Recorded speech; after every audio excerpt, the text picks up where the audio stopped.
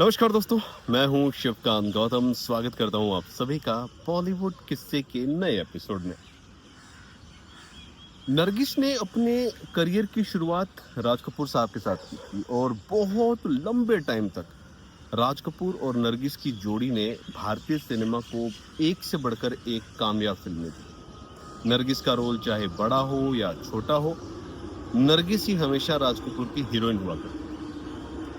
फिर एक वक्त ऐसा आया कि दोनों के बीच में अलगाव हुआ और दोनों के बीच में अलगाव के बाद जब आरके स्टूडियो नरगिस ने छोड़ा तो राज कपूर साहब ने कहा कि कोई तुम्हें काम नहीं देगा, बर्बाद हो जाओगी तुम। लेकिन नरगिस बाहर आती हैं और नरगिस जो अगली फिल्म करती हैं वो भारत के इतिहास की सबसे बड़ी फिल्म बन जाती है। मैं जिक्र कर रहा हूं मदर इंडिया का। मदर इंडिया वो फिल्म जिसने नरगिस की जिंदगी को 360 चेंज किया। सबसे पहले तो आरके स्टूडियो से निकलने के बाद वो बाहर आई राज कपूर के जो आभा मंडल था उससे।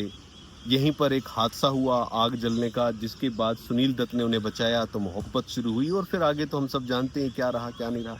लेकिन कहानी जो है, आज किस्सा जो है वो नरगिस का नहीं है, सुनील दत्त साहब का नहीं है। आज किस्सा है इस फिल्म के डायरेक्टर महबूब खान का। क्यों महबूब खान को इस फिल्म के लिए पंडित जवाहरलाल नेहरू, जो कि वर्तमान प्रधानमंत्री थे, उनसे मदद मांगनी पड़ी, और कैसे पंडित जवाहरलाल नेहरू ने उस वक्त रिजर्व बैंक ऑफ इंडिया के सबसे बड़े रूल को चेंज कर दिया सिर्फ और सिर्फ महबूब खान के लिए। 1958 की बात है।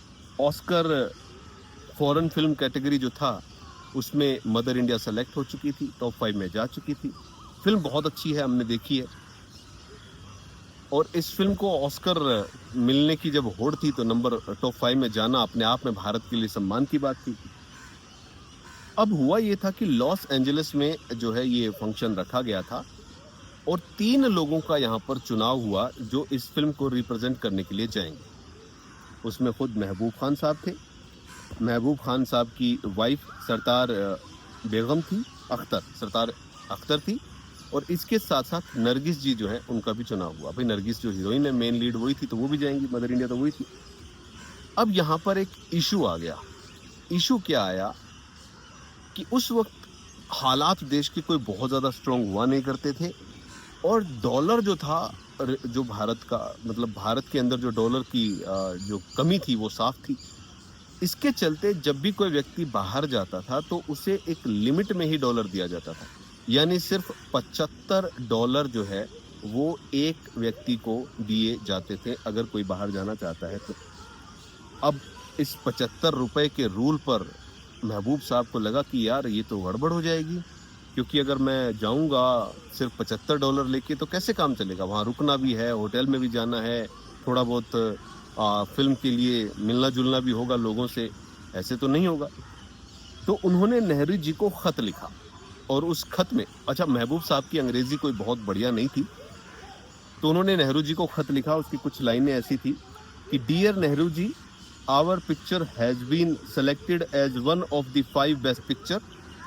You know I am pure swadeshi producer without any English knowledge. I badly need your support.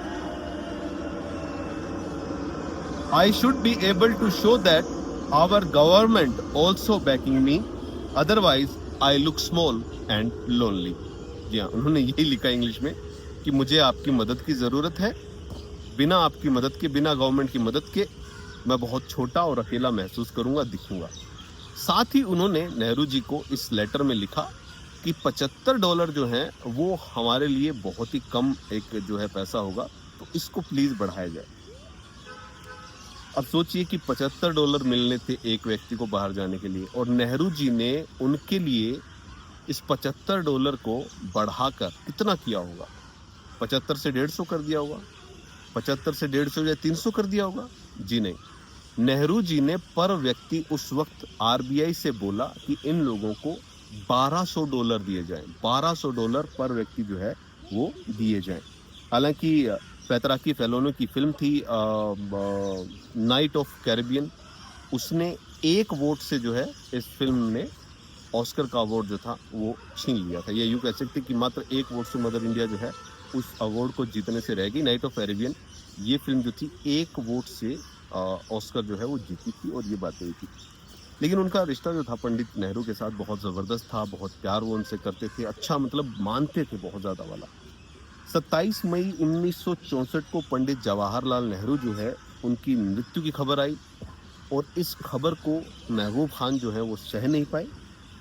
28 मई की सुबह कहा जाता है कि इस खबर से इतना आहत वो थे कि उन्हें भी महज 57 साल की उम्र में ही दिल का दौरा पड़ा और उन्होंने इस दुनिया से अलविदा कह दिया। मदर इंडिया, ठीक इसी तरीके से उन्होंने एक और फिल्म बनाई थी सन ऑफ इंडिया। जी हाँ, सन ऑफ इंडिया।